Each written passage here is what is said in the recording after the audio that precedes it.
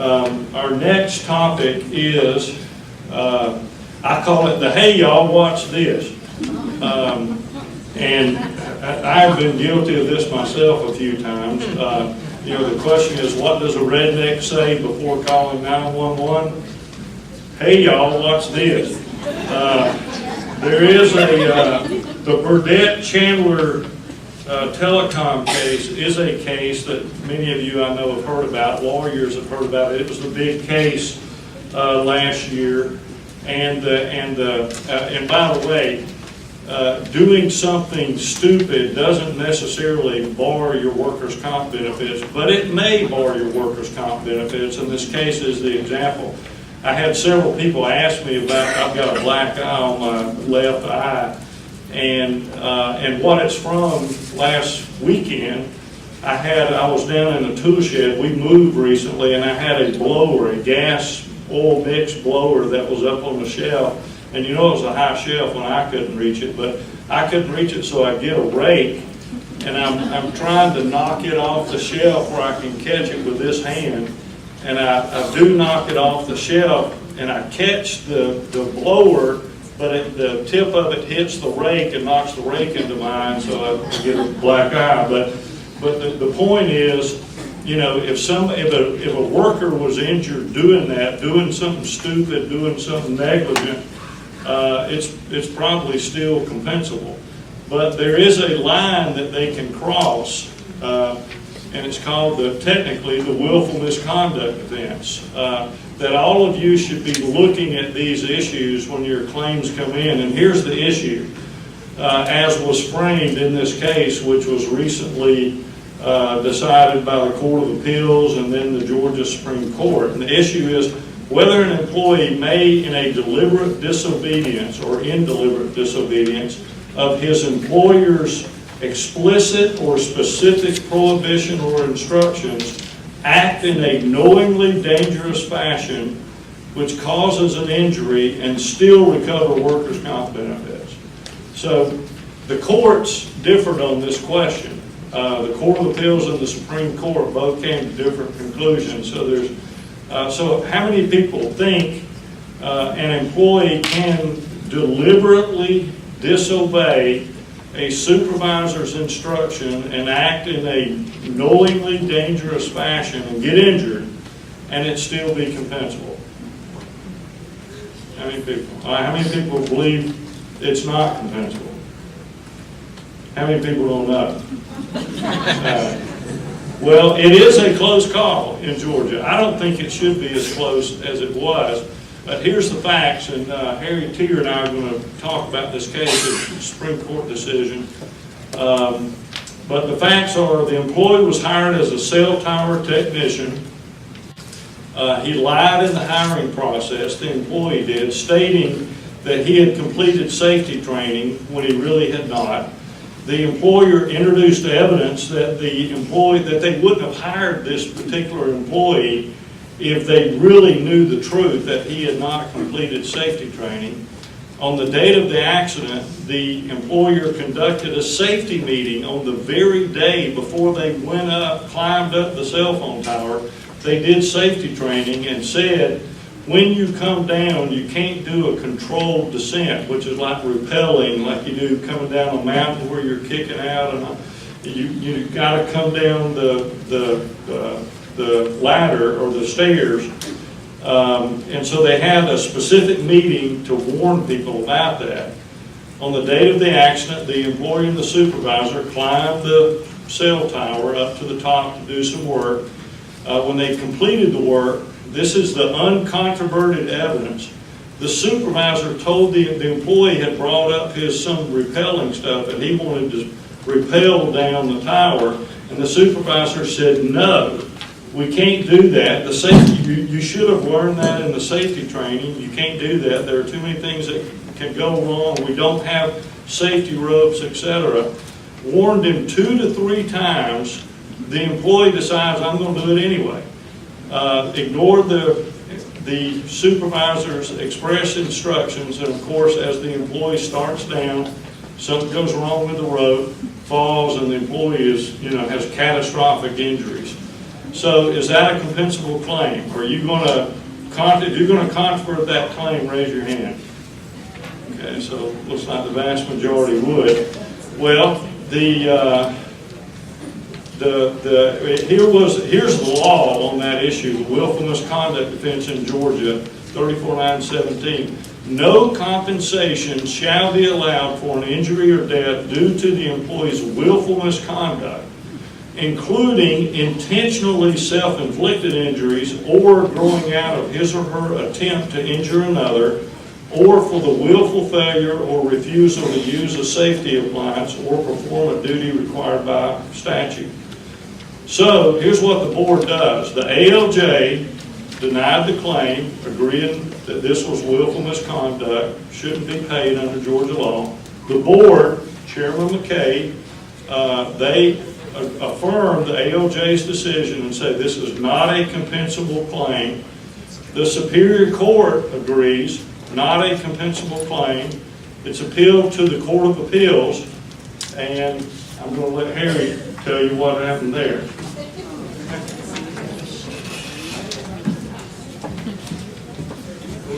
Robert didn't really want to talk about the real reason that he got the black eye. It was really he and I going at it this morning decided who'd get to wear the seersucker. So we see who won that.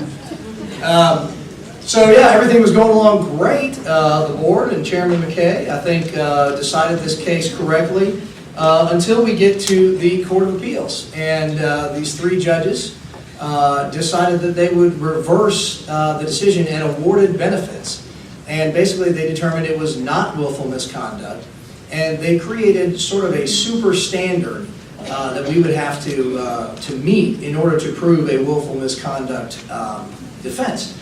They're saying that it has to be a quasi-criminal nature involving doing something either with knowledge that is likely to result in serious injury or with wanton and reckless disregard for its probable consequences. You know, I don't know about you guys, I'm still trying to figure out what quasi-criminal means. It's either criminal or it's not criminal. Obviously the employer-insurer wanted to continue appealing, and we were fortunate enough to be asked as a firm to write an amicus brief on behalf of the employer-insurer, on behalf of these organizations we have listed up here, to help support the argument that the Court of Appeals overstepped its bounds.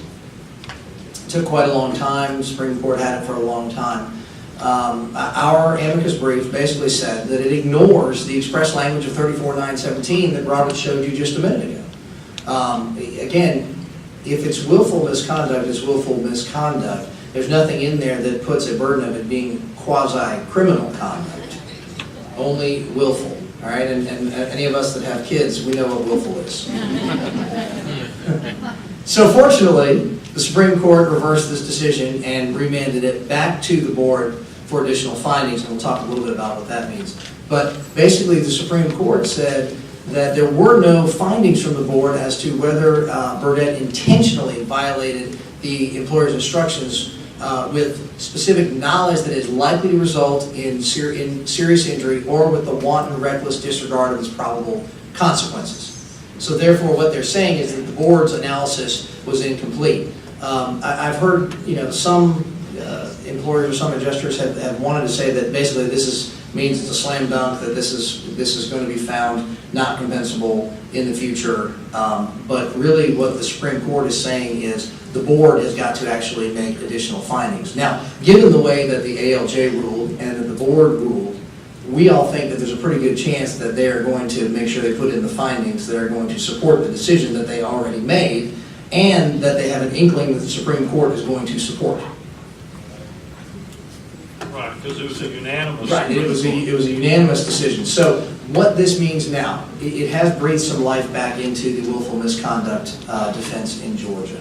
So the key when y'all are looking at this, when you get cases, is was there an intentional, not just an intentional violation. Not wearing a seatbelt is an intentional violation, but is not wearing a seatbelt, does it go far enough to show that it's knowledge likely to result in serious injury or with wanton and reckless disregard of its probable injurious consequences? Those of us that grew up in the 70s and before, will know that, I don't think I had a seatbelt until I was probably 9 or 10 years old, and I managed to make it out okay. So it's probably going to be harder. Still in debate. Yeah, well, that's a good point. But it's going to be hard to make that kind of an argument that not wearing a seatbelt is done with knowledge that is likely to result in serious injury. So, the takeaway from this is you got to have strong facts. You have to have a situation like the Burdett case where the employer, not once, not twice, 3 times, specifically saying, don't do this. This is a bad idea. We're 100 feet up in the air. What kind of a moron are you? Listen to our safety briefings. You can't do this. And having somebody going ahead and doing it. So, I think the emphasis that we need to take out of this is truly willful and not just stupidity. Good point. Yes? I had a question about driving using a cell phone. I had a case where a tractor-trailer driver, years of training, do not use a cell phone while you're driving. Did it anyway. Said he did it. In deposition said, yeah, I was using my cell phone while I was driving when I caused a massive car accident.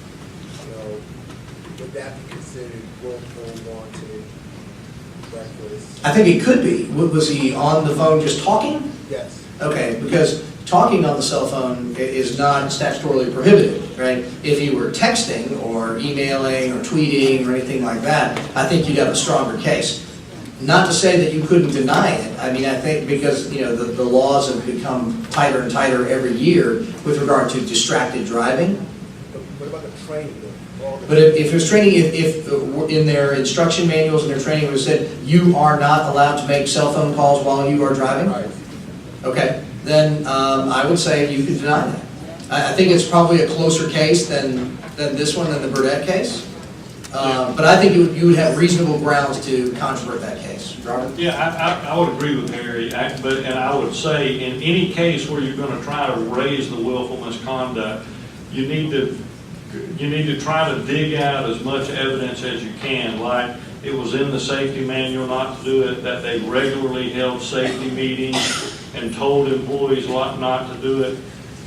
The more of that kind of evidence you develop, the more willful you show how they were totally being reckless and ignoring repeated instructions. And the more of that you're able to get into the record, the better chance you're going to have. Having the employees sign safety manuals, if you have safety briefings weekly, have them sign, whatever's written on a weekly basis or as often as you do it and keep it in their file. Yes?